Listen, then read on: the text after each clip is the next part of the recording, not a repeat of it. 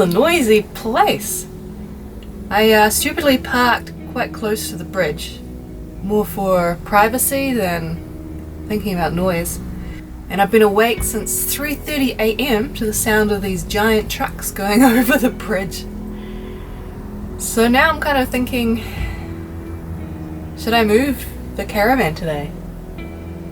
Should I move it to the other side? Will it make a huge difference? It also is the darkest spot and I haven't had any sun yet.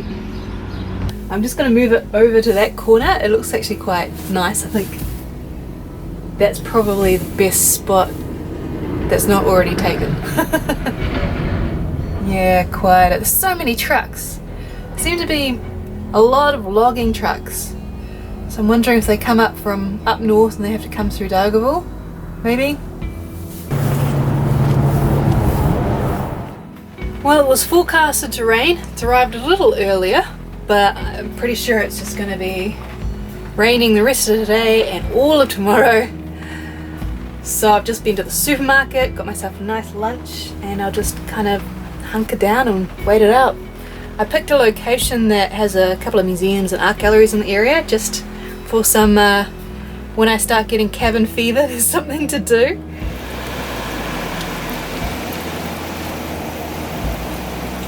Right, I'm gonna really test the shower today.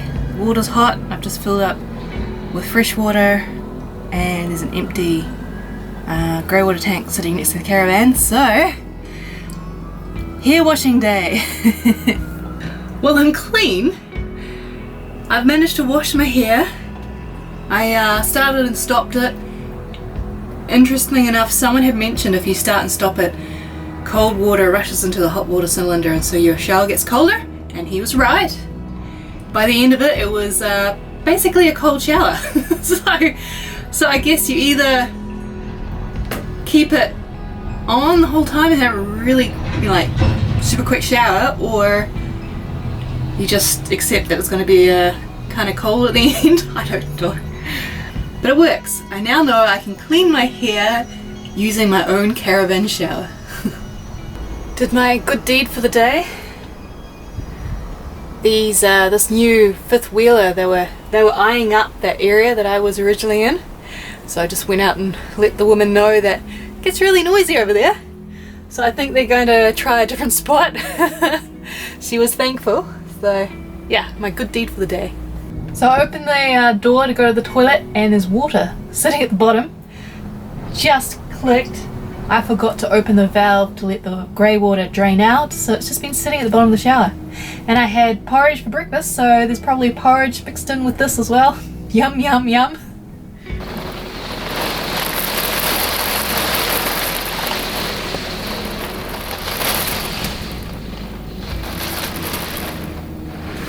It's a really stormy night. Not sleeping that much. The whole caravan's shaking and big gusts of wind. Yeah.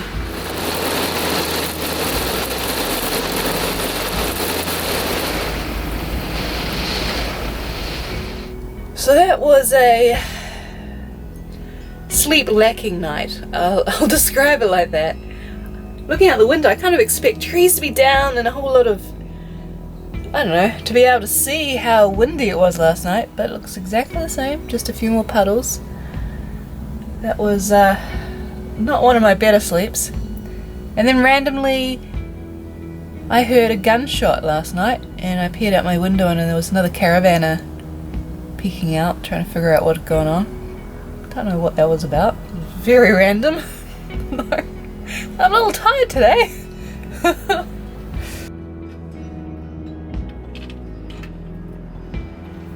So this has been my chore for every day I've stayed at this NZMCA Park, because they don't have a dump station there.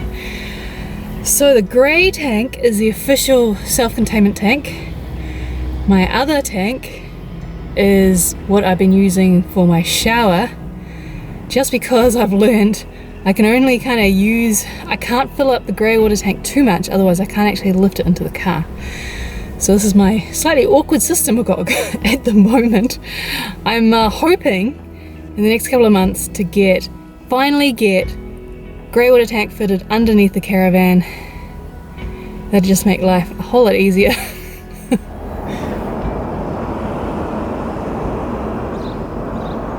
Right, I'm moving. I've been here 4 nights and for $3 it is amazing. It's a pretty good base, but haven't slept well the last couple of nights. It's been quite a noisy campground, really. But you can't really, you know, $3 a night.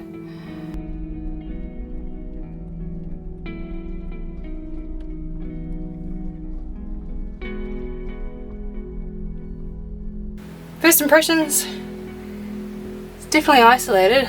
I don't think I've got any internet, and I'm actually mixed feelings. I'm kind of quietly happy to not check social media all the time, and then also wondering what I'm going to do with myself.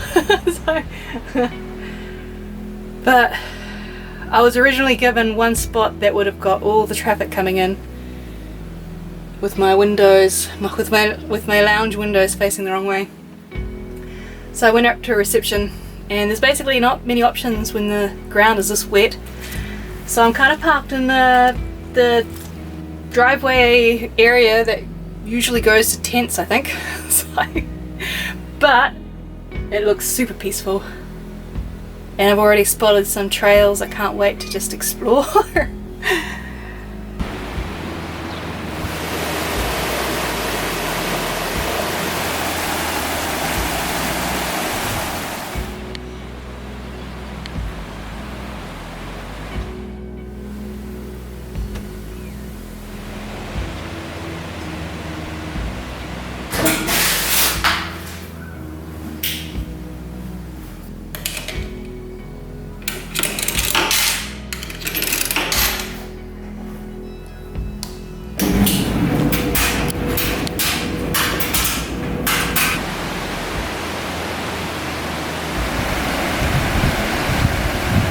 So these marks are where it's flooded in the past, the level it's flooded up to. And then there's a crazy flood level in 2014, way up here.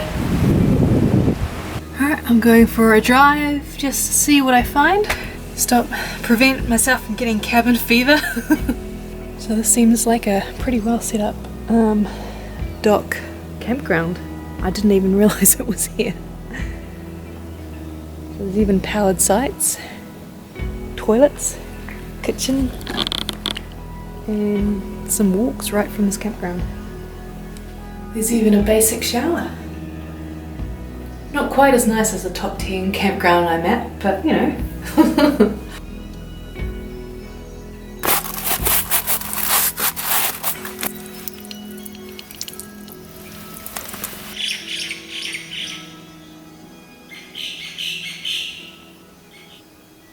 So peaceful. I haven't come across a single other person on this trek. And to my Patreons, Alan, Manuel, Pauline, Dennis, Luther, David, Matthew and Laurie, and all my other patrons, thank you guys. And I just wanted to let everyone know I'm planning to go to the Hamilton Expo in September, so if you're in the area and you want to meet up, just send me a message.